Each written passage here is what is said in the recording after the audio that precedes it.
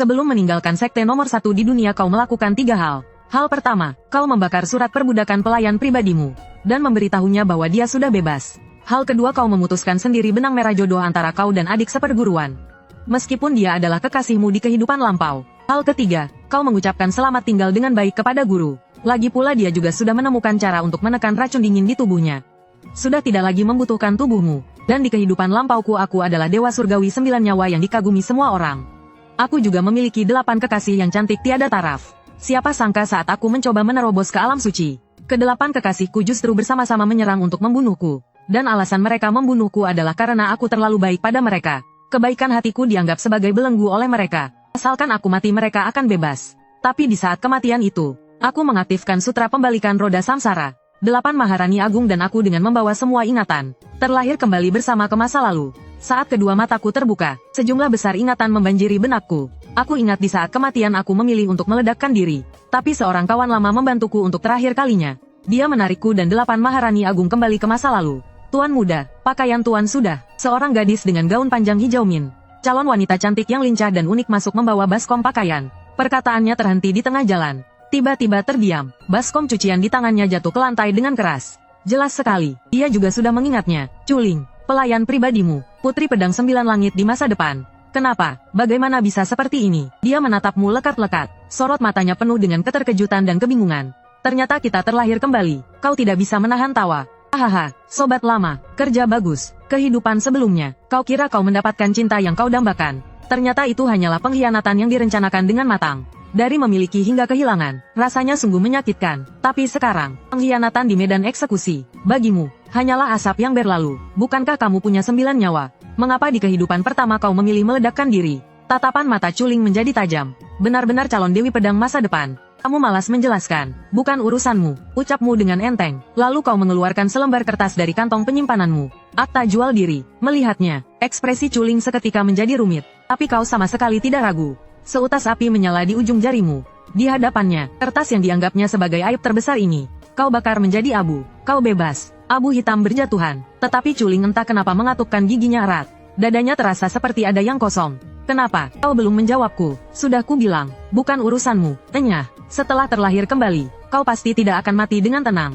Dia meninggalkan kutukan ini, lalu berbalik dan pergi. Kau menatap punggungnya, tersenyum, membunuhnya. Itu terlalu mudah untuknya. Biarkan dia hidup. Biarkan dia melihat dengan mata kepalanya sendiri penyelamatan yang dia kira hanyalah awal dari neraka yang lain. Itu baru menarik. Culing meninggalkan halaman kecilmu. Dengan tergesa-gesa ingin pulang ke rumah. Dia ingin kembali ke Villa Pedangcu. Di kehidupan ini, dia ingin mengandalkan kekuatannya sendiri. Untuk melindungi keluarganya, melindungi vilanya, dia tidak mau lagi menjadi pelayan siapapun.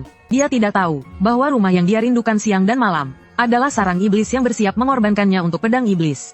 Alasanmu membawanya pergi adalah untuk menyelamatkan nyawanya. Hasilnya, yang kamu selamatkan adalah serigala tidak tahu berterima kasih. Sekarang, serigala tak tahu berterima kasih ini dengan gembira berlari kembali ke rumah jagal. Sungguh, kamu memang pantas mati. Kamu baru saja akan memulai latihanmu. Tiba-tiba, terdengar suara ledakan keras. Pintu kamarmu ditendang hingga hancur berkeping-keping oleh seseorang. Seorang wanita berpakaian merah ketat, dengan kaki jenjang yang luar biasa cantik masuk dengan marah. Yue Hongling, adik seperguruanmu. Sialan, pintuku. Kamu langsung naik pitam. Sosokmu melesat. Satu tangan sudah mencengkeram lehernya, mengangkat seluruh tubuhnya. Hari ini, kamu harus memperbaiki pintuku. Kalau tidak bisa, aku akan membunuhmu. Suaramu sedingin es yang menusuk tulang. Wajah Yue Hongling penuh dengan kekeras kepalaan. Menatapmu dengan tajam. Wajah cantiknya memerah padam. Namun tidak ada niat untuk mengalah sedikit pun. Tatapanmu semakin dingin. Kekuatan di tanganmu bertambah lagi. Cekik dia sampai mati. Sialan. Cekik wanita jalang ini sampai mati. Rasa sesak napas semakin kuat. Bayangan kematian menyelimuti Yue Hongling.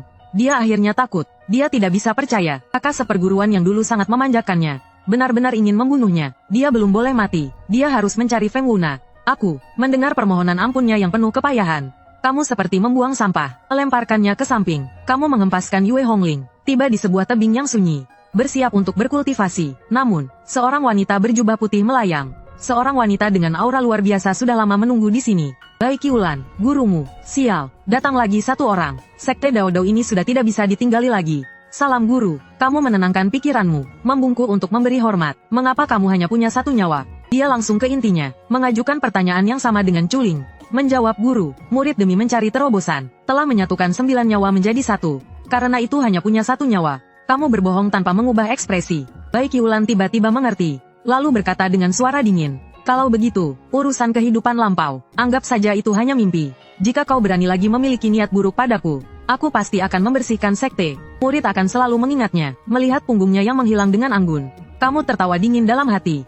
Membersihkan sekte, kalau bukan karena aku di kehidupan lalu menggunakan teknik pemindahan yin yang membantumu memindahkan racun yin kekacauan di tubuhmu ke tubuhku. Kamu sudah lama mati tersiksa oleh benda itu. Masih saja berlaga suci di sini. Akhirnya tenang juga, kamu duduk bersila, pikiranmu bergerak. Kawan lama, kamu masih di sana, aku di sini. Sebuah panel yang familiar muncul di benakmu. Kali ini tidak perlu energi lagi.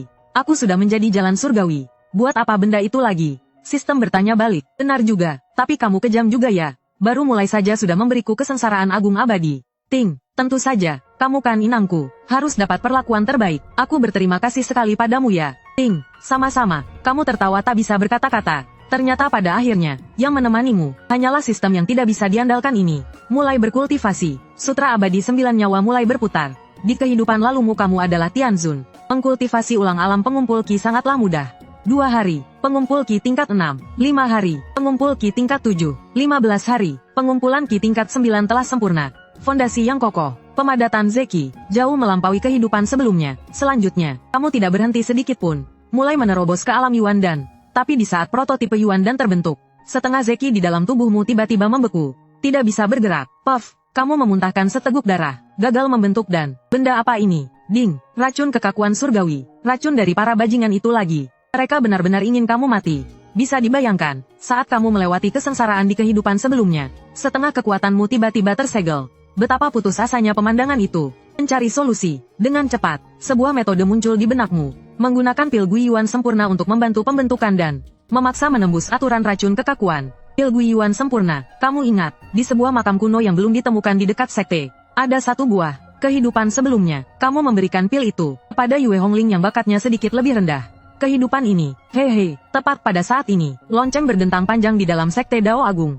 Cahaya keberuntungan yang tak terhitung jumlahnya. Murid sekte Dao Agung Yue Hongling, 1 bulan 17 hari pengumpulan Qi sempurna. Memecahkan rekor sekte, dihadiahi sebotol pil Guiyuan kualitas terbaik. Kamu mendengar suara ini, tertawa, 2 hari lebih lambat darimu. Tapi, dia sepertinya tidak tertarik pada pil obat kualitas terbaik. Tujuannya, pasti juga pil Guiyuan sempurna itu. Harus bergegas. Di sisi lain, Villa Gunung Pedang Culing dengan pakaian compang camping. Akhirnya kembali ke rumah yang dia rindukan siang dan malam. Lingerku, kamu akhirnya pulang. Master Villa Chu Xiongtian gemetar kegirangan. Langsung memeluknya. Anak nakal, kamu tahu tidak ayah dan ibu hampir mati karena khawatir. Nyonya Villa Hui Sui Yue juga memeluknya dan menangis bahagia. Dikelilingi oleh pelukan hangat kedua orang tuanya. Culing meneteskan air mata kebahagiaan. Dia tidak menyadari, tidak jauh dari sana, kakak laki-lakinya, Tuan Muda Villa Chu Sifei, menatapnya dengan tatapan seperti melihat kambing hitam. Kedua kakinya menjadi lemas. Bagus sekali, persembahannya sudah kembali. Dia tidak perlu mati. Kau bergegas tanpa henti, menghabiskan waktu 2 hari penuh. Tiba di makam kuno itu. Bagimu, formasi sepele itu sama sekali bukan halangan. Kau masuk dengan mudah, langsung menuju ruang makam utama. Dan kurang dari 10 menit setelah kau masuk, sosok Yue Hongling juga muncul di sini. Dia juga dengan mudah menembus formasi luar. Tapi begitu dia masuk, raut wajahnya langsung berubah. Seseorang telah mendahuluinya. Dia sangat panik, dengan cepat bergegas masuk ke dalam. Tiba-tiba, langkah kakinya terhenti, terhalang oleh sebuah penghalang tak kasat mata. Ini adalah formasi yang benar-benar baru. Jelas bukan formasi asli dari makam kuno. Kakak senior, aku tahu itu kamu. Keluar kau. Yue Hongling berteriak marah pada lorong yang kosong. Yang menjawabnya, hanyalah keheningan total. 3 hari kemudian, Yue Hongling berhasil menembus formasi dengan keadaan kotor dan acak-acakan. Kembali ke sekte Dao Agung. Langsung menuju kediamanmu. Dia mengangkat kakinya hendak menendang pintu. Tapi melihat pintu yang baru saja dia perbaiki belum lama ini. Pada akhirnya dia menahan diri. Dia mendorong pintu dan masuk.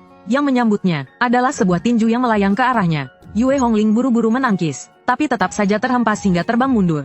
Energi dan darahnya bergejolak. Pintu kamar tertutup dengan bunyi keras. Tucuan, saking marahnya dia bahkan tidak memanggilnya kakak senior lagi. Kamu sama sekali tidak memedulikannya. Setelah menarik napas dalam-dalam beberapa kali, untuk pertama kalinya dalam hidupnya, dia mengetuk pintu kamarmu. Enyah, Yue Hongling hampir meledak karena marah.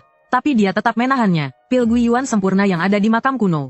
Apa kamu yang mengambilnya? Bukan, enyah. Jawabanmu yang singkat dan tegas membuat semua kata-kata yang telah disiapkannya tertahan kembali. Kau punya nyali mengambil pil. Buka pintunya kalau kau berani. Jangan bersembunyi di dalam tanpa bersuara. Aku tahu kau ada di dalam model. Pintu kamar terbuka. Wajah Yue Hongling tampak gembira. Namun, yang menyambutnya adalah sebuah tinju lain, cepat dan ganas. Tinju ini mendarat telak di kantung matanya. Air mata Yue Hongling langsung mengalir. Karena sakit, juga karena marah, aku akan bertarung denganmu. Dia berteriak sambil menerjang maju. Pada saat ini, sesosok bayangan putih melayang datang dan menghentikannya. Itu adalah Bai Qiulan, guru. Dia memukulku. Yue Hongling dengan mata lebam menangis terseduh-seduh. Bai Qiulan mengerutkan kening menatapmu.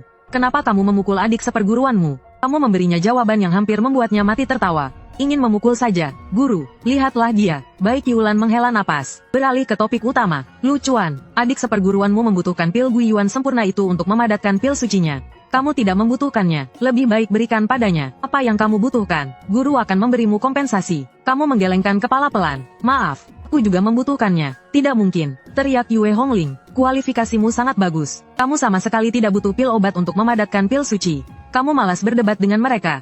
Berbalik dan pergi. Lu Chuan, berhenti. Langkahmu terhenti. Kamu berbalik badan. Di bawah tatapan kaget mereka, kamu mengeluarkan pil Guiyuan sempurna yang berkilauan itu. Bai Qiulan dan Yue Hongling mengira kamu akan menyerah. Hasilnya, kamu di hadapan mereka, membuka mulutmu seperti memakan permen, menelan pil itu, lalu berbalik. Pintu kamar ditutup dengan keras. Di luar pintu,